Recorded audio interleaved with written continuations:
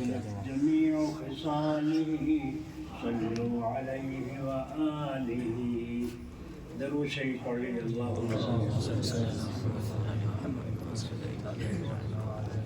بسم اللہ الرحمن الرحیم. خداوند قدوس کا بے شمار شکر ہے جس نے ایسی مبارک مجلس میں شریک ہونے کی توفیق عطا فرمائی.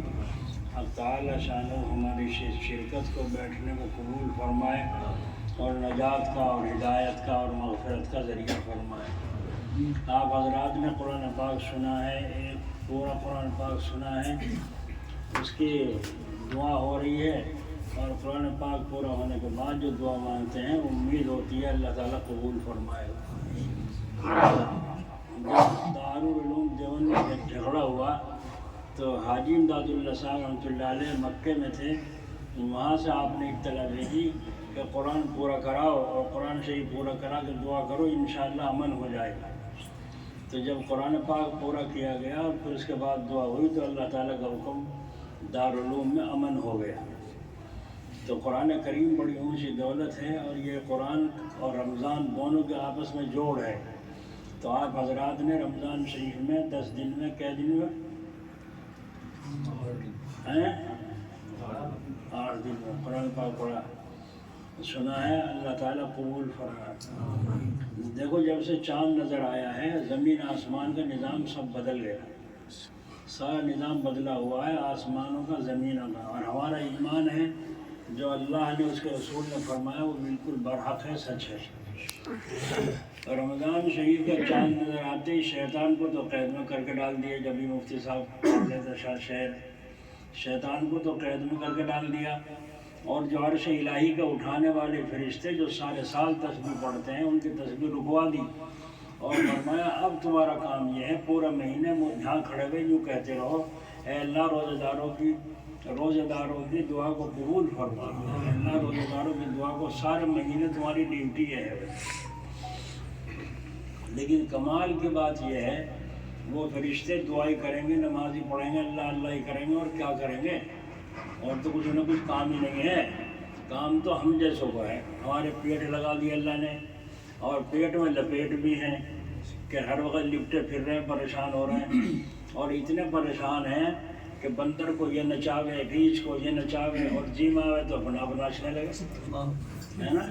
تو انسانوں کا تو یہ حال ہے. فرشتوں کا بھی کبھی سنا ناچتے ہوئے، کبھی جھگڑا کرتے ہوئے فرشتوں کو سنا ہو نہیں. کیوں کہ جب سے وہ پیدا ہوئے ہیں اللہ ہی اللہ کر رہے ہیں، اللہ کا نام ہی لے رہے ہیں جو ان کو صرف سکھایا گیا ہے. نہ ان کو ترقی ہوئی، نہ نیچے گرے، نہ اوپر وہیں کا وہیں ہے، درجہ وہیں کا وہیں ہے.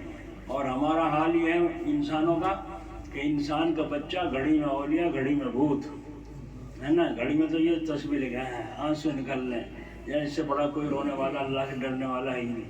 اور ذرا دیر میں کالی پیلی عورتوں کو تکنے لگا، ساری کی ساری کیرکری کر دی تصویر نے. تو یہ گھڑی میں تو اولیاء ہو جاتا ہے، گھڑی میں بھوت ہو جاتا ہے. ذرا دیر میں جیب کاٹنے لگے، ذرا دیر میں سخاوت کرنے لگے، دیگیں اتار کے لوگوں کو کھلانے لگے. تو انسان کا عجیب حال ہے. اس لیے اللہ تبارک و تعالیٰ نے رمضان کا مہینہ عطا فرمایا کہ روزہ رکھو دن میں اور رات کی تراویح پڑھو. یہ 2 عمل ہیں اصل، رات کی تراویح، دن کا روزہ. اس کا آگے کوئی بڑھے تو قرآن کریم کی تلاوت کرے. جتنی بھی ہو سکے قرآن کریم کو تلاوت کرنا زیادہ ثواب ہے. اور زیادہ موقع لگے تو پھر کلمہ استغفار یہ دونوں تسبیحیں پڑھنے شروع کرے. اور بھی کچھ نہیں، خاموش رہے، گناہوں سے بچے. تسبیح چاہے ایک نہ پڑھے، گناہوں سے بچے. رمضان شریف میں حلال لقمہ پیٹ میں جائے، حرام نہ جائے. کتنا عجیب آدمی ہے وہ، سارے دن بھوکا رہا اور شام کو حرام کا لقمہ پیٹ میں پہنچا دیا. لیکن اللہ تعالیٰ نے روزے کا مقصد قرآن کریم میں بیان فرمایا تقویٰ، پرہیزگاری. جو آدمی روزہ جمعہ کا رکھ لیتا ہے اس کے اندر بھی اتنا تقویٰ آ جاتا ہے کہ وہ سوچ سمجھ کے چلتا پھرتا ہے. اگر بھولے سے کبھی کھا بھی لیتا ہے کچھ تو تھو تھو کرتا کرتا تھکتا ہے اور دل پہ ہاتھ رکھ کے دیکھو اس کے دھڑ دھڑ ہو رہا ہے دل. اور مولوی صاحب سے پوچھ رہا ہے، مفتی صاحب سے پوچھ رہا ہے کہ جی میں نے گاجر کھا لی، فلاں چیز کھا لی، میرا روزہ ہو گیا نہیں ہوگا؟ کہ کچھ نہیں، بے فکر رہو، روزہ ہو گیا، روزہ صحیح ہے، روزے میں کوئی فرق نہیں آیا. بھول چوک اللہ تعالیٰ معاف کرتا ہے. تو دیکھا آپ نے کتنا تقویٰ آ گیا. اور جب افطاری کا وقت آیا تو ادھر تو بریانی میں بھاپ اٹھ رہی ہے، ادھر پکوڑیاں چھج رہی ہیں، ادھر شربت سامنے رکھا ہے، ادھر شامی کباب رکھے ہیں، پتہ نہیں کیا کیا نعمتیں اللہ تعالیٰ رمضان کی برکت سے نصیب فرماتا ہے جو 11 مہینوں میں بھی نصیب نہیں ہوتی۔ اور دوستو یہ بار بار گھڑی دیکھ رہا ہے، اوپر کان لگا رہا ہے، اذان کی آواز نہیں آ رہی، گھنٹی نہیں بج رہی، کیا ہو رہا ہے؟ گھڑی کیف ہے بھائی، کیف ہے بھائی لگ رہا ہے چکر میں، لیکن کھا نہیں سکتا، کتنی بھی بھوک لگ رہی ہو، کتنی پیاس لگ رہی ہو۔ وہ آدمی جو جمعہ کا روزہ رکھے ہوئے، تو جب ایک دن کا روزہ رکھنے میں اتنا تقویٰ آ گیا تو بولو اگر ہم اصول کے ساتھ پورے مہینے کے روزے رکھیں تو کتنے بڑے متقی بنیں گے، کتنا مجھے تقویٰ آئے گا۔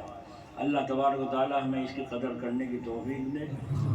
دن گزر رہے ہیں بڑے مبارک ہیں، رات کو سحری کھانے بیٹھتے ہیں، کوئی کھچڑی کھا رہا ہے، کوئی بریانی کھا رہا ہے، کوئی دودھ چاول کھا رہا ہے، اور کوئی پاپ بسکٹ وغیرہ پی رہا ہے، یعنی اپنے دن میں روزہ نہ لگے، کوئی دہی کھا رہا ہے، روزہ نہ لگے، پیاس نہ لگے، لیکن یہ تو اپنی دھن میں لگا ہوا ہے، اور اللہ تعالیٰ اپنی دھن میں لگا ہوا ہے۔ کیا کر رہا ہے اللہ تعالیٰ؟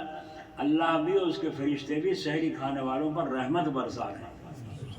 یہ تو پیٹ کے واسطے کر رہا ہے کہ دن میں بھوک نہ لگے، لیکن اللہ اس کے فرشتے رحمت برسا رہے ہیں سحری میں، تو کتنا مبارک مہینہ ہے۔ اور جو بھی رمضان کی نسبت سے نفل پڑھے گا تو اللہ تبارک و تعالیٰ ایک نفل کا ثواب 70 نفلوں کے برابر عطا فرمائیں گے، یعنی فرض کے برابر عطا فرمائیں گے۔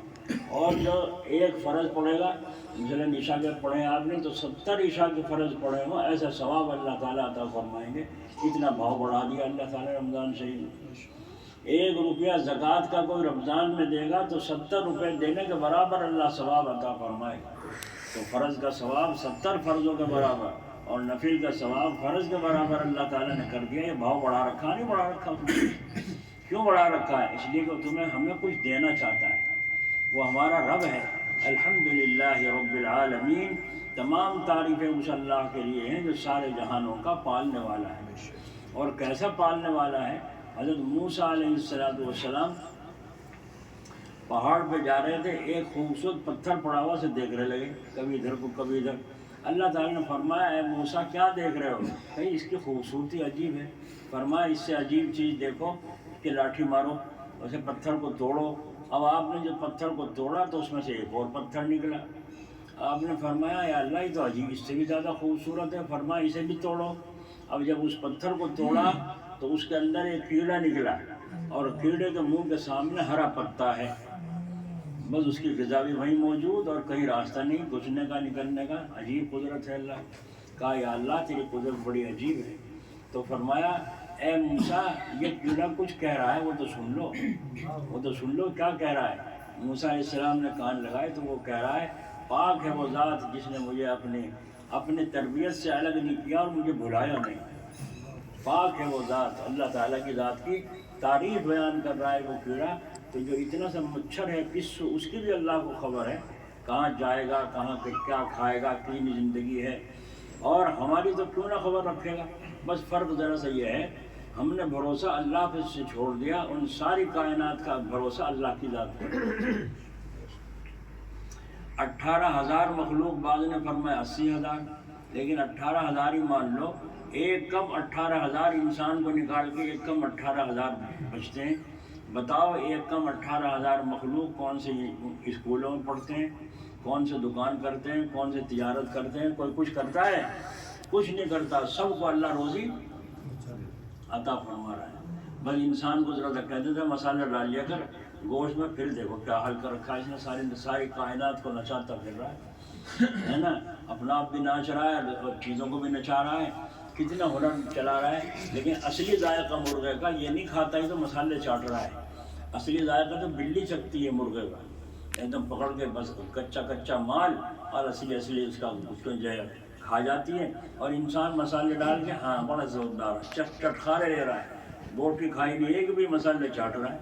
اتنی سی بات کام کرنے میں اللہ تعالیٰ نے انسان کو الگ کر دیا، تو یہ انسان اتنا مارا پھر رہا ہے، جب پوچھو اللہ پہ یقین نہیں، ہاں جی بالکل یقین ہے، یقین پورا ہے، عمل کرے گا اس کے خلاف۔ اسی کو ایک بزرگ فرماتے ہیں آپ کو سمجھا ہے مومن ہر بشر اصل سے ایمان کی ہے بے خبر. اپنے کو ہر آدمی مومن سمجھتا ہے لیکن ایمان کی جو اصلیت ہے اس سے بے خبر ہے، اور وہ اس رمضان شریف میں حاصل ہوتی ہے. اور رمضان شریف کی برکت سے اللہ رب العزت ہمیں قرآن پاک سنانے کے بھی توفیق عطا فرما رہا ہے. اب یہ قرآن جو آپ نے پورا کیا ہے قرآن پاک اللہ تعالیٰ قبول فرمائے. اس کے ایک حرف پر 100 نیکیاں مل رہی تھی، ایک حرف پر 100 نیکیاں مل رہی تھی. قدر کرنے والوں نے قدر کی ہے اور کرتے ہیں. لیکن اب قرآن پاک تو پورا ہو گیا، ایک سنت تو پوری ہو گئی، تراویح کی سنت باقی ہے. اسے انشاءاللہ تعالیٰ جب تک چاند نظر آئے گا پڑھیں گے نہ پڑھیں گے؟ یہ بس ہو گئی چھٹی. بس فرض پڑھیں اور سنت پڑھی بہتر پوری اپنے گھر. ایسا نہیں کرنا ہے بلکہ پورا مہینہ ہمیں اللہ کے سامنے سر جھکانا. اچھا، ایک سجدہ تراویح کا اللہ تعالیٰ کے یہاں اتنا بڑا مقام رکھتا ہے کہ 1,500 نیکیاں اور ایک محل اللہ تعالیٰ جنت میں عطا فرماتا ہے. حضرت تھانوی رحمۃ اللہ علیہ نے حیات المسلمین میں اس محل کی تفصیل بھی لکھی ہے. اور ایک بات یاد رکھو، وہ محل کیسا ہوگا؟ 500 گز کا نہیں ہوگا، 1000 گز کا نہیں ہوگا، 60 میل لمبا، 60 میل چوڑا اور 60 میل اونچا وہ محل اللہ تعالیٰ ایک سجدے کے بدلے عطا فرمائے. تو بولو سجدہ کتنا پیار سے کرنا چاہیے. اگر ایک ہی محل ملے اور اسی میں ہم سب رگڑ کے مر جائیں تو بہت سستا سودا ہے. تو اتنا بڑا مقام اللہ نے آپ کو عطا فرما رکھا ہے. اور اللہ تعالیٰ کو روزے سے پیار کیوں ہے؟ اس لیے کہ یہ صفت اللہ کی ہے. اللہ نہ کھاتا نہ پیتا نہ سوتا، اب دوسروں کو دیتا ہے، کسی سے لیتا نہیں. تو یہی حال روزہ داروں کا ہے. روزے میں کھانا بھی بند، پینا بھی بند، تھوڑی دیر کے لیے اللہ کی صفت لے کے بیٹھ گیا. اللہ کو یہی عطا پسند آ رہی ہے، یہ عطا اللہ کو پسند آ رہی ہے. افطاری کسی کو پہنچا رہا ہے، سحری کسی کو پہنچا رہا ہے، غریبوں کو خیرات صدقہ بانٹ رہا ہے. تو یہ کام تو اللہ کا ہے، تمہارا نہیں. تم تو لینے والے ہو، بھکاری ہو، فقیر ہو، وانتم الفقراء. تو اللہ تبارک و تعالیٰ کو یوں روزے داروں سے زیادہ پیار آتا ہے. اور یوں فرمایا روزے کی حالت میں اثر کے وقت جب بھوک کی بدبو اٹھتی ہے اندر پیٹ میں سے اور منہ کا سانس کے ساتھ آتی ہے، تمہیں تو بری لگتی ہے، مگر اللہ تعالیٰ یہ کہتے ہیں مجھے مشک کی خوشبو سے زیادہ پسند ہے. یہ خوشبو اتنی پسند ہے اللہ تعالیٰ کو. تو اللہ تعالیٰ کو روزہ اس لیے پسند ہے. تو جتنے روزے ہیں باقی ایک بات اور ہے، حضرت تھانوی رحمۃ اللہ علیہ فرماتے ہیں میرا جی جو چاہتا ہے مسلمان رمضان میں حرام نہ کھائے، لیکن جس کا پیشہ یہ سارا حرام ہو وہ کیا کرے؟ اس کے لیے فرماتے ہیں حضرت کہ میں جانتا ہوں کہ رمضان کے بعد تو وہی کرے گا جو اسے کرنا ہے، لیکن رمضان شریف میں کسی سے ادھار لے لے، کسی لالا سے کسی سے ادھار لے کر کے کھانا پینا چلائے. رمضان کے بعد تو ادا اسی میں سے کرے گا. لیکن کیا کروں، جی نہیں چاہتا کہ مسلمان کے پیٹ میں رمضان میں حرام کا لقمہ جائے. ایک لقمہ حلال کا کمانا 100 رکعت نماز نفل سے زیادہ ثواب رکھتا ہے. اچھا، حضرت جنید بغدادی رحمۃ اللہ علیہ نے حضرت بہلول سے ملاقات کی تو انہوں نے کہا بھائی کون ہو؟ جی میں جنید ہوں. اچھا، وہ جنید پیر صاحب جو پیر مریدی کرتے ہیں؟ ہاں جی وہی ہوں. اچھا تو کیوں آئے؟ کہ یہ آپ کے پاس آیا ہوں کچھ نصیحت فرما دو. فرمایا حضرت بہلول نے یہ بتاؤ کھانا جانتے ہو، کھانے کا طریقہ جانتے ہو؟ ہاں جی جانتا ہوں. بتاؤ. دسترخوان بچھانا، ہاتھ دھونا، بسم اللہ الرحمن الرحیم پڑھنا اور پانی 3 سانسیں. انہوں نے کہا ٹھیک ہے، بس تم تو کھانے کا طریقہ بھی نہیں جانتے، پھر رہے پیری مریدی کرتے. تو حضرت جنید بغدادی رحمۃ اللہ علیہ سے دیکھا اٹھ کے چل دی. لوگوں نے کہا حضرت کس باولے کے پیچھے پڑ گئے؟ تو باولا ہے پاگل، آپ اس کے پیچھے کہاں جائے گا؟ کہ بھائی مجھے تم چپ رہو، مجھے اس باولے سے کچھ لینا ہے.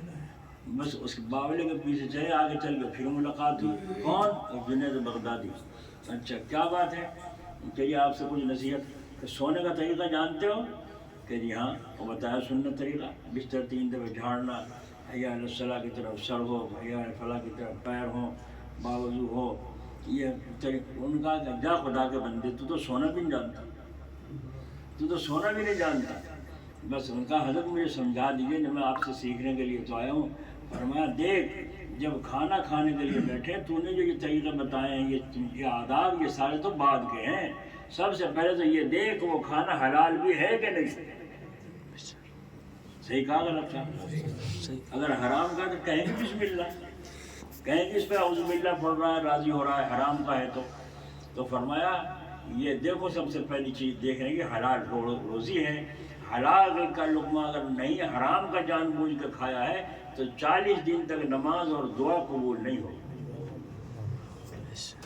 اتنی بری چیز ہے اللہ تعالیٰ کے یہاں، سٹے کا، جوئے کا، رشوت کا، چوری کا، نہ جانے کیسے کیسے. اور اسی طریقے سے فرمایا جب رات کو سونے کے لیے لیٹو تو یہ سب چیزیں بعد کی ہیں، دعا پڑھنا اور یہ کرنا وہ کرنا، لیکن سب سے پہلے یہ ہے جب بستر پہ جاؤ تو اپنے دل کو سب سے صاف کر لو، اپنے دل کو سب سے صاف کر لو، غیر اللہ سے صاف کر لو، دشمنوں سے صاف کر لو، جو سب کو معاف کر کے دل صاف کر کے سو. اللہم باسمک اموت و احیا، کیا خبر صبح کو اٹھنا نصیب ہوگا کہ نہیں ہوگا. سمجھ میں آ رہی ہے کام ہمارا دل صاف نہیں. ایک آدمی سے کچھ بحث تھی، اس نے بہت سخت الفاظ کہے تو مجھے بڑی تکلیف پہنچی. میرے دل میں بہت کچھ آیا، بد دعا کر نہیں سکتے کیونکہ طریقہ رسول کے خلاف ہے، بد دعا کر نہیں سکتے. اب دل و دماغ میں بے چینی ہے، پریشانی ہے، کیا کروں اسے بلاؤں اسے بلاؤں. میں نے سوچا یا اللہ کس طرح چین پڑے گی. اللہ تعالیٰ نے دل میں ڈالا اسے معاف کر دو. میں نے اس کو معاف کر کے دل صاف کر لیا اور بے فکر ہو گیا. وہ پھرے پریشان تک کرتا، میں تو ہو گیا بے فکر. معاف کر کے صاف ہو گیا، نہیں ہو گیا معاملہ. تو معاف کر کے جب رات کو سو، اللہ تبارک و تعالیٰ ایسے دل کے اندر اپنی خاص تجلی داخل فرماتے ہیں. حضرت جلال آبادی رحمۃ اللہ علیہ، اللہ ان کے قبر پر رحمت فرمائے.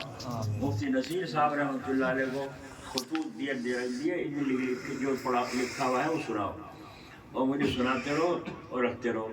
جو جواب میں بتاؤں گا وہ جواب لکھ دینا. تو حضرت مفتی صاحب نے کچھ خط ادھر رکھ دیے. تو حضرت نے فرمایا یہ خط تو تم نے سنا ہی نہیں، یہ ادھر رکھ دیے. فرمایا حضرت یہ سنانے کے قابل نہیں ہے. فرمایا نہیں کچھ تو لکھا ہی ہے اس میں، سناؤ. کہنا حضرت مجھ سے نہیں پڑھا جانا. فرمایا تمہیں کیا مطلب ہے، اس سے تمہیں تو سنانا ہے. تو خیر حضرت نے اس کو سنا تو اس میں گالیاں لکھی تھی حضرت. دیکھیے کیسا جمالی بزرگ جس کے جلال نشان کو نہیں، اور دنیا کو فیض پہنچایا جان سے، مال سے، دعاؤں سے. مستجاب دعا عجیب تھے. ہمارے علاقے کے لوگوں نے تو سب نے دعا کا فیض اٹھایا. ولایت کا تو لوٹ کے لوگ باہر کے لے گئے. ولایت تو باہر کے لوگ لوٹ کے لے گئے. کیوں؟ حضرت کے ہاں بڑی قدر ہوتی تھی اپنی چیزوں کی. میری میں مفت کی نہیں جو یوں ہی لٹاتا. تو پگڑی باندھ دی اور جا کے کہہ دیا جاؤ تمہیں خلافت دے دی. نہیں، وہاں تو مرید بھی 10 سال ہو جاتے تھے، پھرتے ہوئے مرید بھی نہیں کرتے تھے. ہمیں فرماتے تھے پہلے سمجھ تو لے مرید ہونا کسے کہتے ہیں.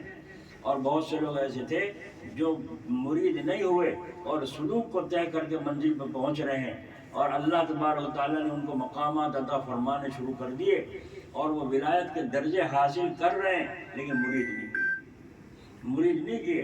اور جب حضرت کے انتقال کے بعد وہ کسی دوسرے بزرگ کے پاس پہنچے، اپنا حال سنائے تو وہ بزرگ دنگ رہ گئے کہ تم مجھے ہوا بھی نہیں لگی، تم ہی لیے پھر رہے ہو.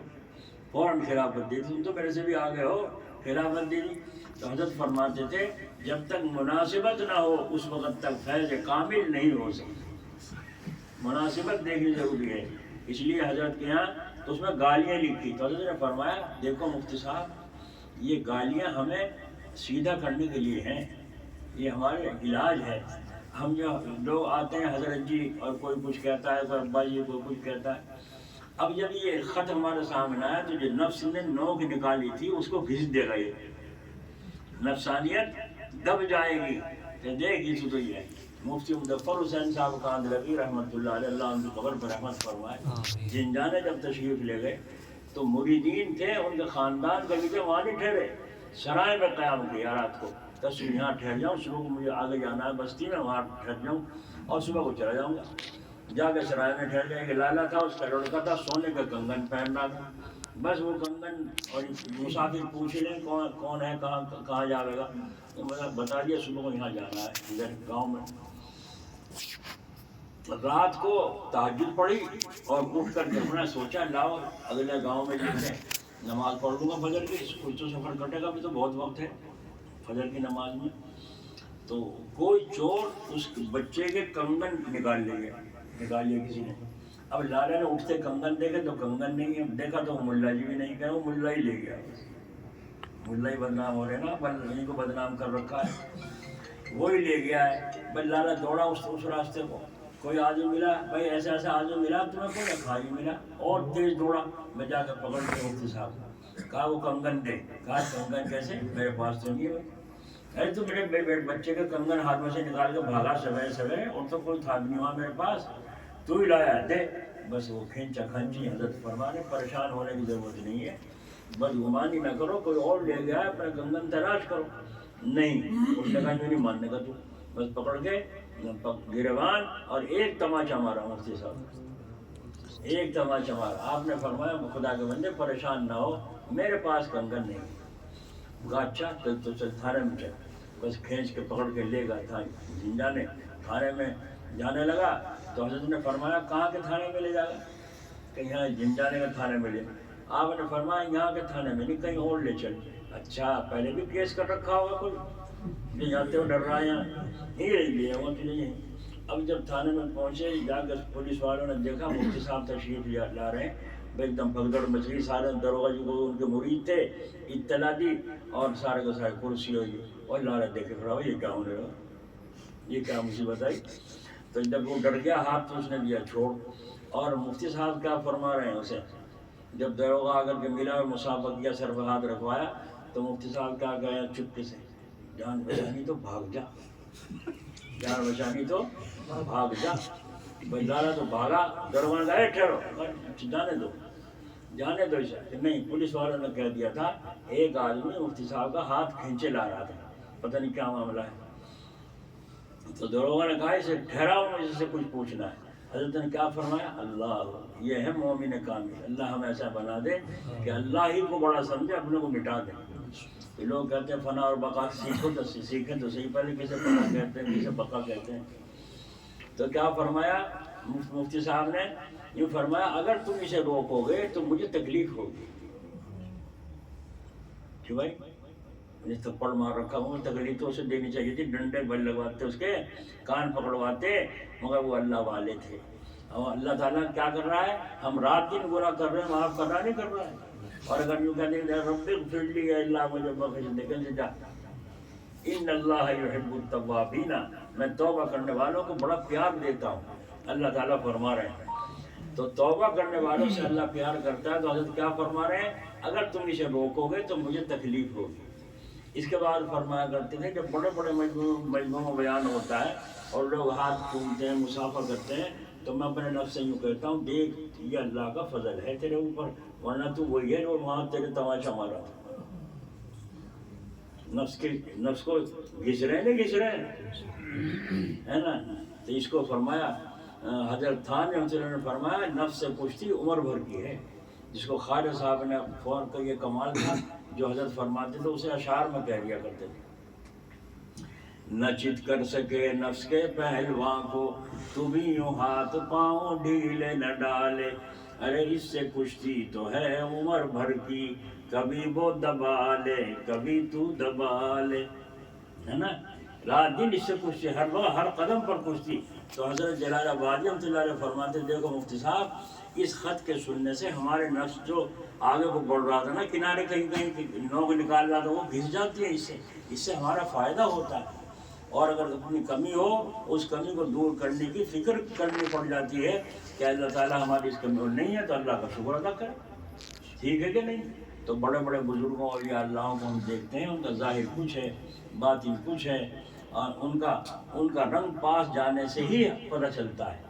اللہ تعالیٰ اپنے فضل سے ہمیں نصیب فرمائے. اچھا ایک بات اور سنو, جب روزہ دار روزہ افطارتا ہے تو جو پانی اور پہلے لقمے میں کھجور یا بریانی جو بھی کچھ کھاتا ہے, تو بولو ذائقہ شاندار آتا ہے نہیں آتا ہے, کہ بھائی آتا ہے. اچھا وہی کھانا روزداروں کے طفیل میں گھر میں جو بے روزدار ہیں وہ بھی کھاتے ہیں, ان کو بھی آتا ہے کہ وہی ذائقہ, بولو نہیں آتا. سارے سال تم نعمتیں کھاؤ, وہ ذائقہ جو اللہ نے افطاری میں رمضان میں رکھا ہے اور سارے سال میں نصیب نہیں ہو. یہ رمضان کی برکت ہے، رمضان شریف کی برکت ہے کہ ذائقہ بھی اللہ عطا فرماتے ہیں، ذائقہ ورنہ نعمتیں سب کھاتے ہیں، نعمتوں میں ذائقہ اللہ ہی کے ہاتھ میں۔ تو اس لیے میرے بھائیوں یہ روزہ جو ہے چل رہا ہے، اللہ تعالیٰ ہمیں اس کو اصول کے ساتھ ادا کرنے کی توفیق دے۔ آنکھوں کا بھی روزہ، جی پیٹ کا بھی روزہ، اور اس سے زبان کا بھی روزہ، غلط کوئی لفظ زبان سے نہ نکلے، یہ تقویٰ پیدا کرنے کی ایک ذریعہ ہے، اور سارا ماحول بنا ہوا ہے۔ جو روزہ نہیں رکھ رہے ہیں بڑے بڑے نصیبی کر رہے ہیں، عذاب بھگتنا پڑے گا خدا کی طرف سے، یہ اللہ تعالیٰ کا انعام جو برس رہا ہے، مفت میں لوگ لوٹ رہے ہیں۔ تو آپ حضرات نے قرآن پاک پڑھا اور سنا ہے، اللہ تعالیٰ قبول فرمائے، اور یہ جو ہے ایک حرف پر 100 نیکیاں آپ لوگ کما رہے تھے، کتنے مبارک آپ لوگ ہیں۔